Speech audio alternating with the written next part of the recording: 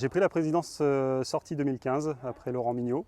Donc voilà, ça fait déjà quelques bonnes années de pratique à la présidence. Alors le rôle de président, ça consiste en quoi? C'est déjà à l'Aviron Saint-Quentinois, on a 2 salariés. Donc il y a un petit peu le rôle de, pas dire de patron, mais il faut quand même gérer les salariés du club. On a une équipe de bénévoles aussi à encadrer et puis à diriger sur les activités qu'on fait.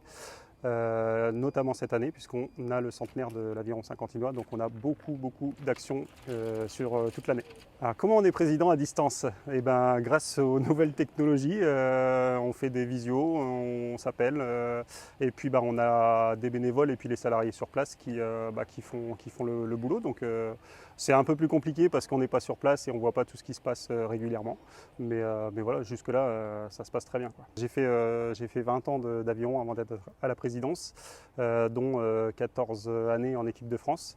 Je suis arrivé à la présidence quand j'ai arrêté justement mon statut de rameur international. J'avais des heures à donner et je voulais rendre un petit peu l'appareil au club de Saint-Quentin. Donc j'ai pris la présidence et puis ça me permet d'avoir la facette un peu compétition et puis de toucher un petit peu aux autres sections comme les loisirs, les handis et d'autres. J'essaye de ramer, mais la vie de père de famille, plus le boulot, plus la présidence, c'est pas forcément évident. L'objectif, c'est quand même qu'à la fin de l'année, je puisse faire des championnats à sprint avec nos rameurs internationaux qui sont au club de Saint-Quentin. Et puis aussi, peut-être faire des bonnes compétitions avec les copains, quoi. Alors, au club de l'Aviron Saint-Quentinois, on a actuellement 175 licenciés.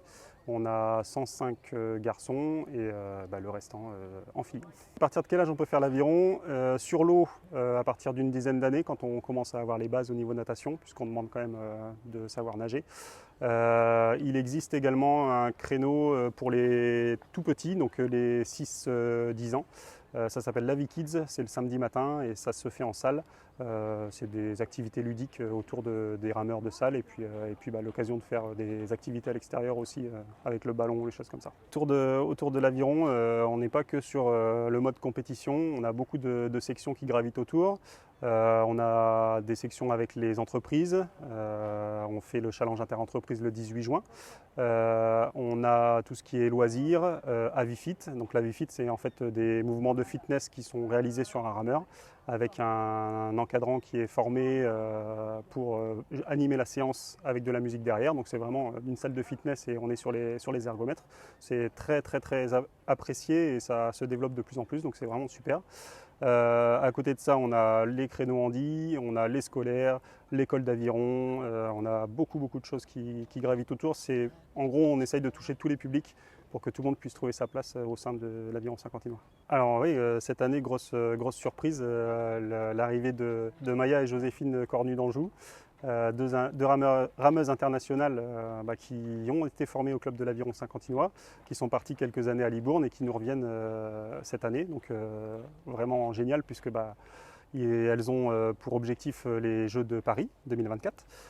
Ça se greffe à Benoît Brunet qui a le même objectif et puis également à Elliot Crépin qui fait ses premiers pas en équipe de France et qui a aussi envie de grappiller un petit peu des médailles au niveau international.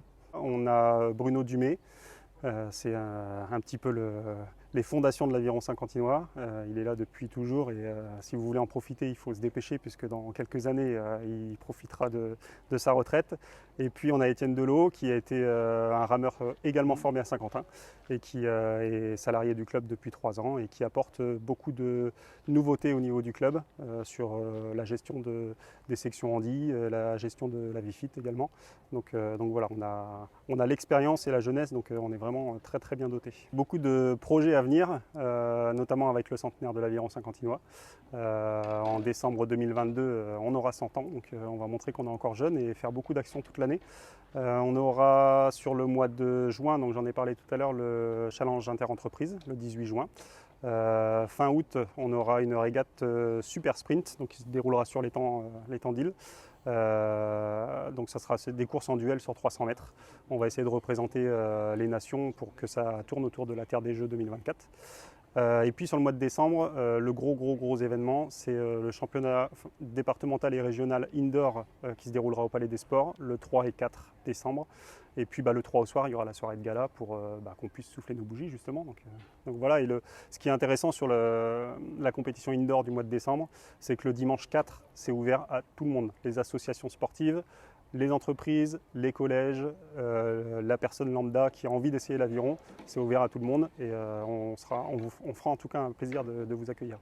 Sur les derniers championnats indoor, on a eu une très forte présence et de très bons résultats pour la section handi qui a ramené plusieurs médailles et des titres.